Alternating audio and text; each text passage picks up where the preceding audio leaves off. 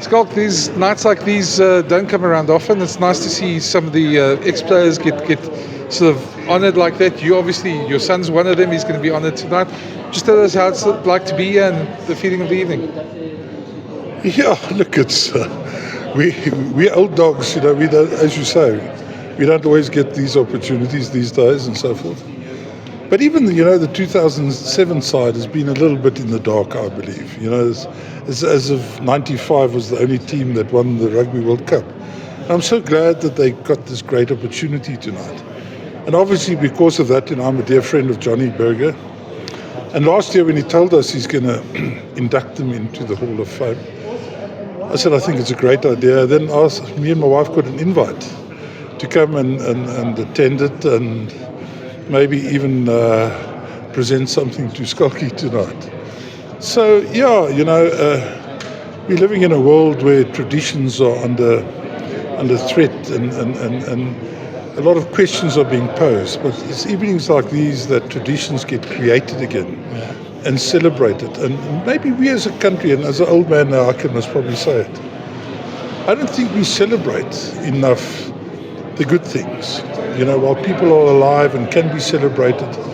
So tonight I think hopefully is going to be one of those beautiful evenings where we celebrate excellence and will help other people to also create excellence for the country.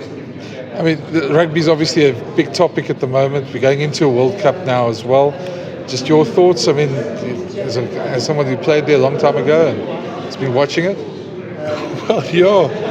World Cup, 86 we beat the New Zealanders and 87 was the first World Cup and we all knew about it. And I just played in 86 for the World 15.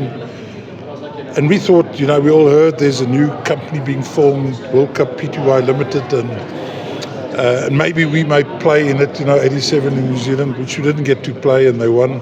The New Zealanders, 13 of the guys that we had beaten won it. So, it leaves you with a little thought about it, and then obviously 95 being the first year that we could get into there. But, rugby per se is under pressure. Let's be honest.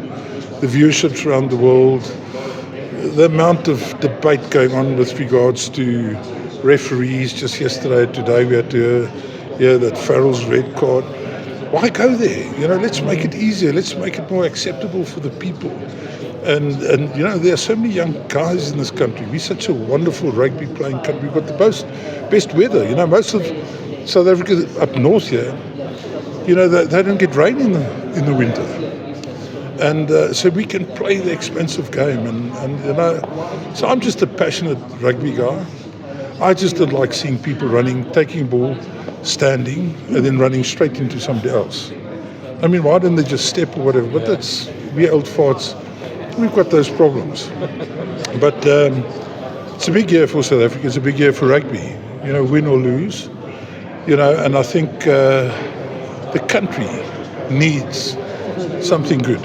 Our girls have done great. Earlier this year with cricket, the soccer girls did quite well.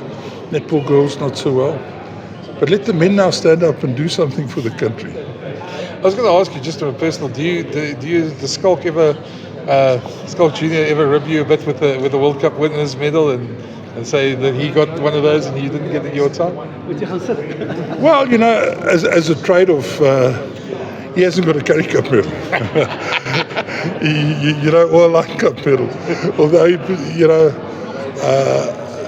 he's the South African who's played the most World Cup games, and I see he's got a few World Cup, I think, most tackles, ball carries and stuff like that. No, we don't really, we're not really a family that rip one another about that.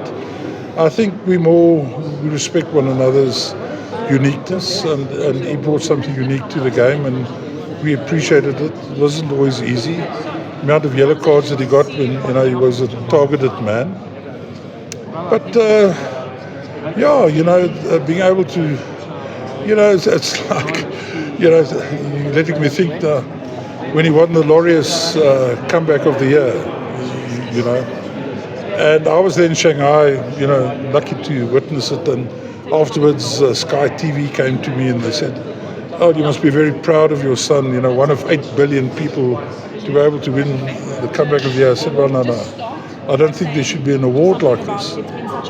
So they said, what do you mean there shouldn't be an award like this? I said, no kid must put his parents through what he put us through with his illness to win an award like this. No, that's true. So awards are sometimes, crazy things, but I think they're well respected, and a World Cup every 4 years is something fantastic.